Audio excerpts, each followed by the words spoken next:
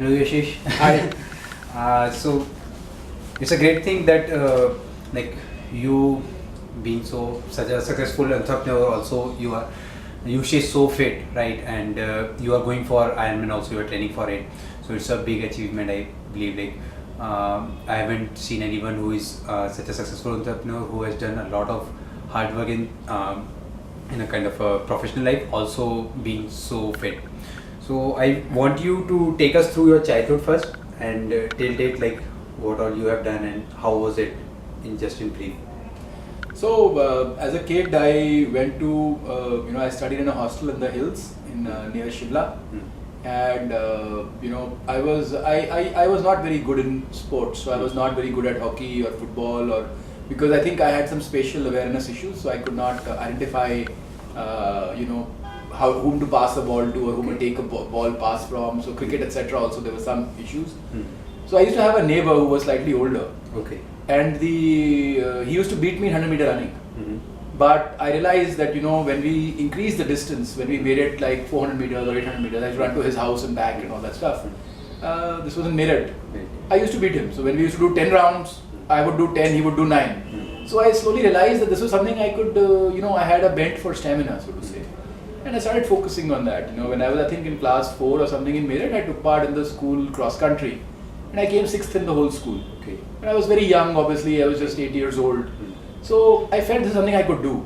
And I continued doing it when I was in my school in, near Kasoli. And I enjoyed running. That was the best time I had because, you're all by yourself and you're sort of on your own and you're enjoying it. It's a, closest to being yourself, if it would. And I kept doing that through my engineering, which was in Delhi, and then wherever I went, I just kept running, and it just was very normal. What happened was, at some point, we had a lack of long-distance swimmers in IIT. And so they said, why don't, they were looking for somebody, so they said, okay, Dahiya does running, so he'll also do swimming. So I started swimming also. And I could come first in the college, etc., but it was not very good. It was only when I got much older, when my children started swimming, that I saw them coaching and I saw how much coaching can impact you. Right. That I went up to the coach and I said, sir, would you mind coaching me also? For a moment he was shocked, this is a 38-year-old person coming and saying, you want to get coached in swimming. But then he said, no problem, you pay for your children, you pay for you also. So I started paying for 3 people and started coaching with him. Right. And slowly I improved. Then last year I became the national champion for 400 meters. Wow. So now I take part in open water swimming. So running was there, swimming was there, and I enjoyed cycling as well. So it kind of became a combination where you started enjoying these 3 activities. So that is it. That is it. Nothing more to the story. Yeah, that's good. So I think you can take us through your kind of daily schedule. We want to see what kind of a day looks like in the life of Yashish, the CEO and the triathlete. Sure. So a lot of people tell me that because I live in Noida and my office is in Gurgaon, and the people who are here in the office know I'm here early and I leave late, because that is what is required for any e-commerce business or any business. You need to spend time in the office. You can't be missing. So usually what will happen is early in the morning I get up around 5 o'clock or so, and by about 5:45 I'm running, even though it's dark these days. This is now winter, but I start off running, and usually I'll try and do 1 or 2 activities. So maybe about 1 hour of running, and maybe 1 hour of swimming, or maybe 1.5 hours of swimming and some exercise, or maybe 1.5 hours of running and some exercise. Cycling is a bit difficult because I don't like to cycle in the dark. I'm just kind of worried about accidents and all. So I would try to do that on the weekends if I can. But that's the normal schedule. So in the summers it is more swimming, and in the winters it's a little more running.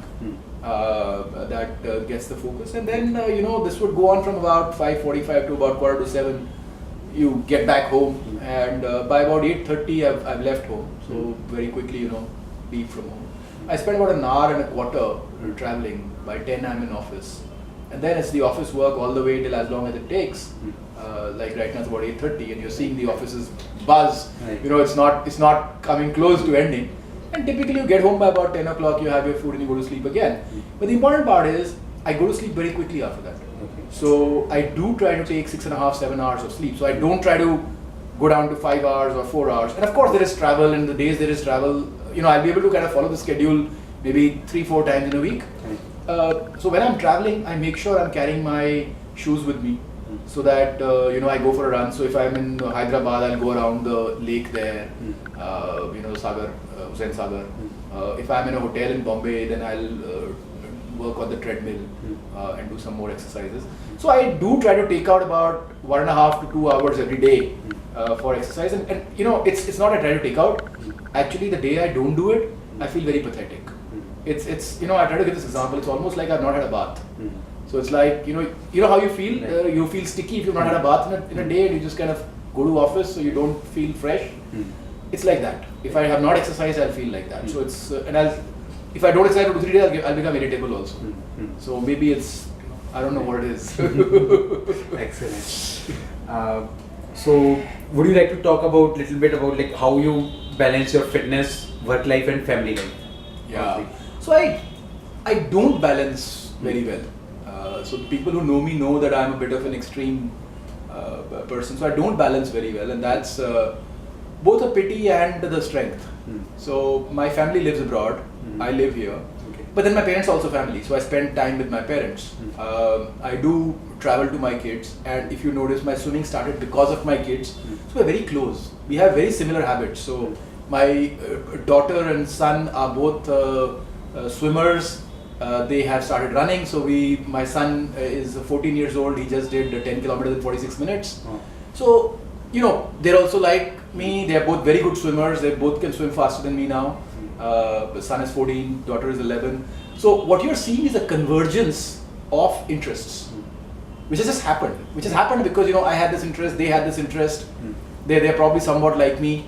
My son loves cycling, so we've just got a cycle, and he's cycling around Richmond Park, and he's sending me his timings, and you know, he's done 21 minutes yesterday, which is about 10.83 miles. No, sorry, it's 10.83 kilometers. 10.83 kilometers, but it's up and down, right? So, you know, very similar interests. When they are here, we go trekking. So that's how the family time comes in. The family time comes in through these common interests. You know, running, swimming. If they are studying, I'll try to help. We are going trekking, we'll go together, we'll always travel together. So all these kind of things bond us. You know, if we are buying a car, they will get engaged, they will want to travel in the car. Every day, what did you do? Those kind of engagement is there. But yes, physically, they are in London, I'm here. I'm in India, right? So physically there is a gap. And I think that to an extent gives that time for Policy Bazar, because if they were here, I think it would be a little more difficult to spend so much time on Policy Bazar. But then the parents are here. Remember, I wouldn't have got to spend so much time with my parents if I had been in London with my kids. So a lot of people have asked my kids, you know, what do you prefer? And they prefer this. It's adventure all the time. When I'm there, it's adventure. When they come here, it's adventure. And when they're on Skype or talking, it's adventure. So I'm just going for a ski holiday with them, where I'll spend about 7 days, skiing. And we are very clued into where all we will ski, which all hills we'll ski on. So there is a bonding there. But I just explained this part. The physical fitness part I explained, you know, it's early in the morning when nobody's in office. So if I turn up in office at 7 o'clock, there's going to be nobody here. What exactly am I going to do? So might as well run at that time. So, you know, instead of sleeping and lazing or whatever. So that's how I see it. And then Saturdays and Sundays again, you get time. So I think time is not an issue, you know. Maybe I will sometimes miss a movie. Like recently I wanted to see a movie, but then I said, forget it, you know, I'll just go for a run instead. And that happens. And sometimes these things come in the way, so that'll happen.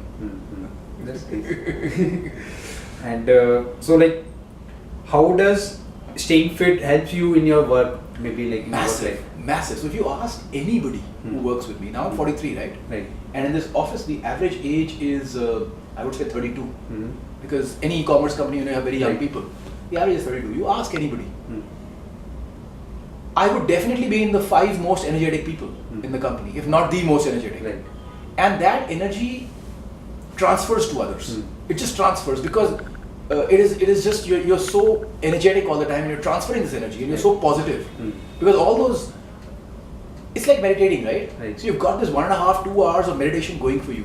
So automatically that positiveness flows through, and it also gives you the ability to trust. Because you see the goodness in things, people don't work just for money. People want to enjoy themselves. Like, why do I run? I don't run because I want to earn something out of it, right? Or because I want to live a little longer. No, that's not. I enjoy it. I enjoy doing it, right? And similarly, people do work because they enjoy doing it. And a lot of people in this company are like that. So that whole culture of trust and energy really comes from, I think, the fitness side. It's not because I am good at academics or I can think something better. It can't be because of what my experience is. I think that fitness part does come in play. And so, do you think can we build this kind of a culture of fitness in the corporates? We certainly should. Right. We certainly should. So I'll give you an example. In the UK, one day I got home at 8 o'clock and I can convince my wife. She also runs and swims, so we've all got common interests, right? So I said, why don't we go for a run? And we went out for a run. We went in this park which was very dark. So in India, it'll be very difficult to imagine that you and your wife or somebody is going to go in a dark park and run at night, right? After it's dark. And we were running, and this is in Wimbledon Common, and what we saw was we were not alone. There were other people running also, and not one. We met about 8-10 people. Now that's beautiful, because you see people running at lunchtime. So I used to work at Bain. We used to have this lunchtime run. So just before lunch, for 45 minutes, you would just go out into the park and where was it? This was in London. Again, you just go out in the middle of the day, you go out, you run in the park, and you come back. So how should we shift this kind of a culture in India? I think the benefits of fitness. See, we are the world's capital for heart disease. We're the world's capital for so much disease. The benefits of fitness really need to be seen by people. That people don't run just to live longer or just to be a bit thinner. But fitness is not about weight reduction. I'm not low weight in any way. I'm 85 kgs. At 5'10", 85 kgs is high weight. So it's not. I'm not thin or anything. I eat well. It's not about appearing in a certain way. It is about just being happy about yourself. And I think that happiness is going to come into so many other things. Whether it be your work, whether it be your relationships. I think that part somewhere has to come in. That otherwise we will fall sick. Which as a nation we are. And that sickness, imagine if somebody does not work out or if somebody does not exercise, and by 40 they are falling sick. And they are falling sick every third day. I know I could be in that position, anybody could be in that position, but if we get ourselves into that position, then it's going to hurt our career also. The career is a 30-40 year career. When you join at 25, you retire at 65. One has to stay. One would like to stay fit into the 80s. Why not? I think the important part. I think it has to be seen that way. So whether a person looks at it from a money perspective, whether a person looks at it from a happiness perspective, whichever way you look at it, it's got positive dividends. It's that simple. Great. So, what is your take on diet? What kind of diet do you take, or? Yeah, I have a very simple phenomenon, fundamental on this, which is fairly different from a lot of people. I eat what my grandparents ate. So I don't eat anything special. A lot of people tell me, when I was going for the national championship in swimming, I went for the world championship in Russia after that. So a lot of people say, you need to take proteins, you need to take this, you need to take that, don't eat carbs. Good, yeah, good for some people. For me, my grandparents lived till 90 plus. My father is 80 plus. My mother is 65. My mother is 125 kgs. She's 65, but she can walk 7-8 kilometers. So she's happy. She's not worried. So I don't get worked up about things like weight or things like, am I feeling good? Am I feeling happy?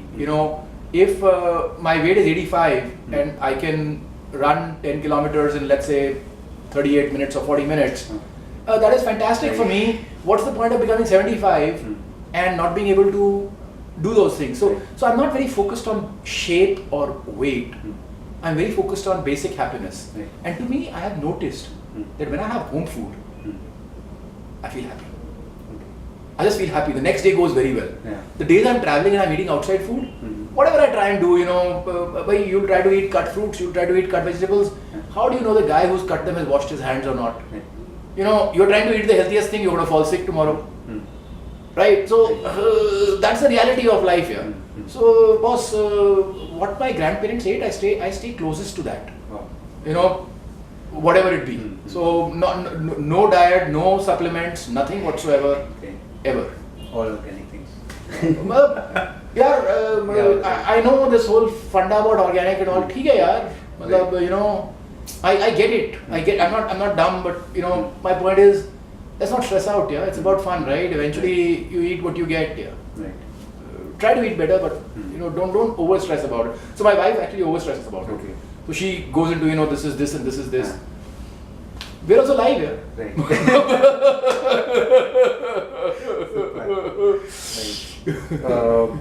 So I think if any one of the message you want to give people, like young generation, to stay healthy and to work better. Nothing like investing a few hours a day into exercising. Nothing like it.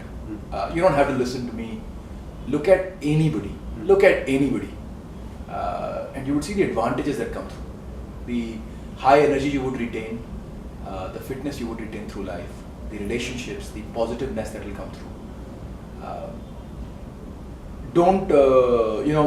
My son is in class 9, he has exams. I tell him, boss, the most important thing is swimming and running. Because what's the big deal about the exam? Right.